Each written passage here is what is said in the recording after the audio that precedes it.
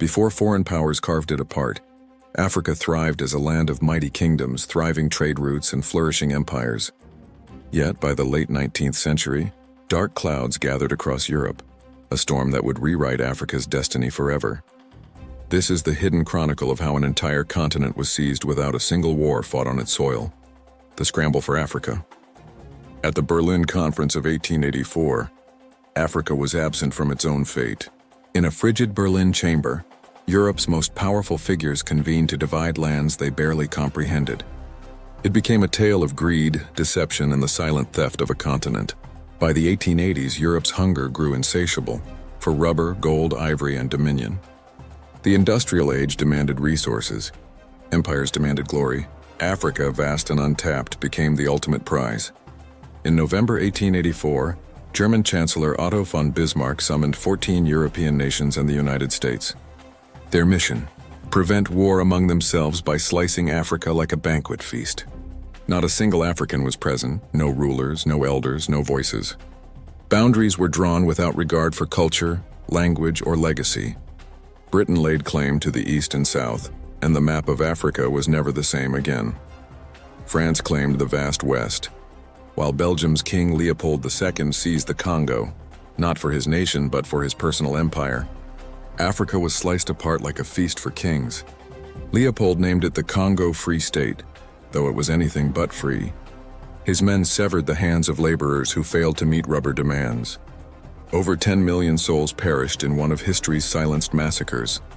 African rulers sent messengers, letters, and pleas for mercy, but Europe turned a deaf ear. Their heritage, kingdoms, and autonomy were erased and traded for profit. By 1900, nearly the entire continent lay beneath European control. Cultures were shattered, tongues silenced, and traditions branded as savage. Yet the spirit of defiance began to rise. Africa had no seat at the table. Instead, it was the table. The Berlin Conference sparked a century of agony, resistance, and endurance. But this was merely the beginning. To see the real Africa today, we must first unmask the lies buried in its past. The story of how a continent fought back against conquest. Across the deserts and valleys, fires of resistance spread through the heart of Africa. This is the saga of courage, of warriors, kings, queens, and ordinary souls who dared to defy empires. In Ethiopia, Emperor Menelik II foresaw the storm. He trained his warriors, armed his nation, and refused to be deceived by false treaties. At the Battle of Adwa in 1896, Ethiopian might crushed Italy's army, a victory that thundered across the world and ignited Africa's spirit. In West Africa, Samurai Touré forged an empire built on wisdom, trade, and resilience. For 16 relentless years, he battled the French through brilliant guerrilla warfare and cunning diplomacy. In present-day Nigeria, Queen Amina of Zazzau had already carved her place in history, building walls and commanding vast armies long before colonizers set foot. When invasion came, women like Ya Asantewa of the Ashanti rose with fury. In 1900, she led her people into rebellion, declaring, "If the men will not fight, I will." In the south, Shaka Zulu had transformed warfare generations earlier, his tactics inspiring uprisings across Zimbabwe and beyond, under leaders like Mambo, Nahanda, and Lendlulu. Resistance was not just fought with spears, it lived in poems, prayers, classrooms, and secret songs. Africa refused to vanish. Its heart beat strong beneath chains, preserving its languages, stories, and the rhythm of freedom whispered from generation to generation. This was no quiet submission. It was a storm of defiance. They may have lost the wars, but in every fallen warrior, a seed of freedom was planted, seeds that would one day rise into movements of liberation. The scramble for Africa was never one-sided. The flame of resistance burned on and still burns today. When violence failed, Europe turned to deception. They called it civilization, but it was manipulation cloaked in mercy, the infamous divide and rule. They split tribes, uplifted a few, and turned brother against brother. In Nigeria, the British ruled through chosen chiefs, strengthening some while crippling others. Tribes were labeled as loyal or rebellious, a poison that lingered for generations.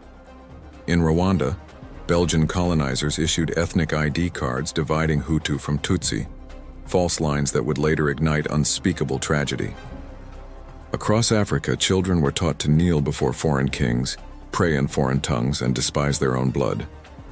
In the Congo, classrooms became tools of control, teaching self-hatred and obedience, erasing pride in one's heritage. It was a world where to act African was to be punished, and to imitate Europe was to survive. Heritage was wiped clean. Churches branded traditions as evil, and the media painted Africans as primitive, weak, and unworthy. Yet beneath the silence, resistance breathed. African thinkers began to write, question, and remember. Hidden classrooms taught forbidden truth, while poets and parents kept the old stories alive. Divide and rule wasn't just a policy, it was a weapon forged to erase identity and destroy unity. But they underestimated Africa's greatest strength: memory. They claimed to bring light but came to plunder. The scramble for Africa was never about civilization, it was about greed. Gold, diamonds, rubber, oil, cocoa, and cotton. Africa bled to feed Europe's hunger. In Congo, King Leopold turned jungles into graves. For every crate of rubber shipped, countless lives were lost.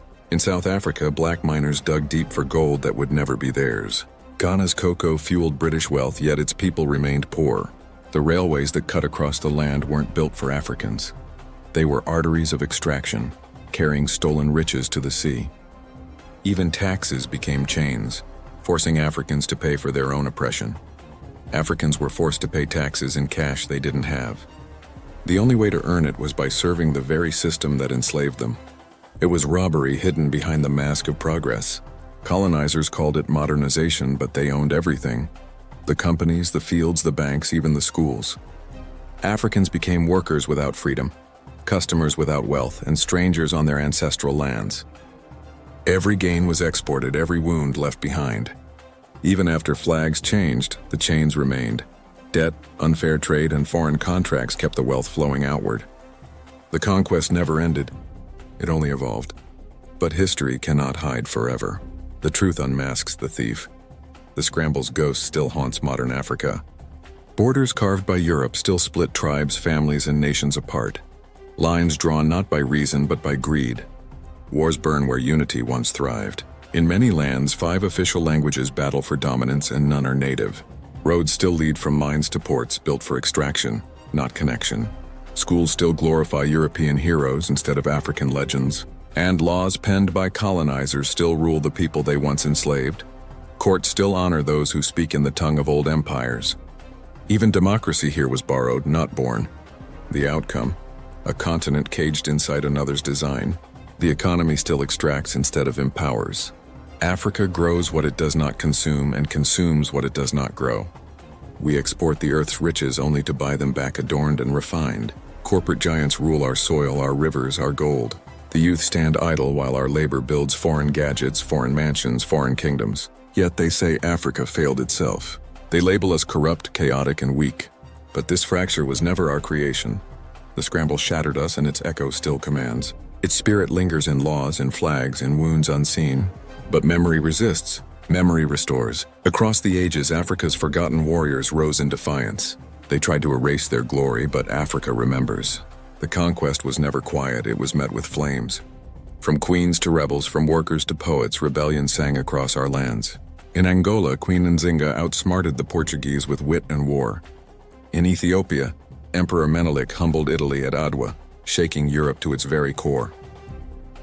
In the Zulu realm, Shaka's shadow still shapes the art of war centuries after his fall.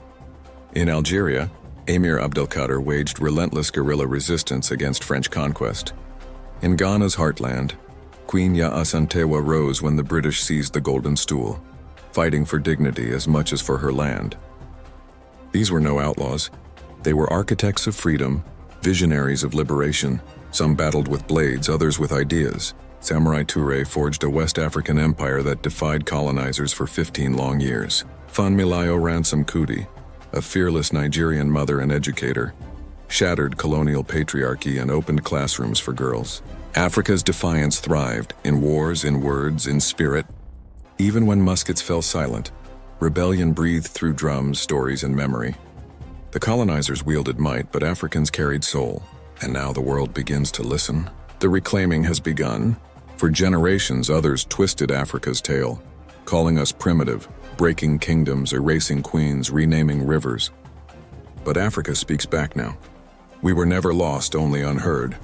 From the libraries of Timbuktu to the stones of Great Zimbabwe, our story was always written in melody and monuments, in the constellations above.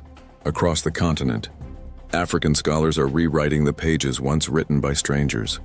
Filmmakers now use image and sound to resurrect buried truths. Artists reclaim symbols once forged for oppression and turn them into emblems of pride. This is not just about reclaiming land, it's about reclaiming the story itself. The internet has become our new talking drum, carrying voices of the diaspora from Lagos to London, Nairobi to New York. The youth are questioning colonial flags, names, and laws. We are unearthing archives, translating oral histories, uncovering the brilliance long buried beneath empire's dust. Reclaiming history isn't nostalgia, it's medicine. It heals, it empowers, it restores dignity, because whoever owns the story owns tomorrow, and Africa's tomorrow will never again be told by those who stole its yesterday. We are not victims, we are visionaries, heirs of warriors, builders, and wisdom keepers. The scramble for Africa silenced our voice once. This time we speak for ourselves.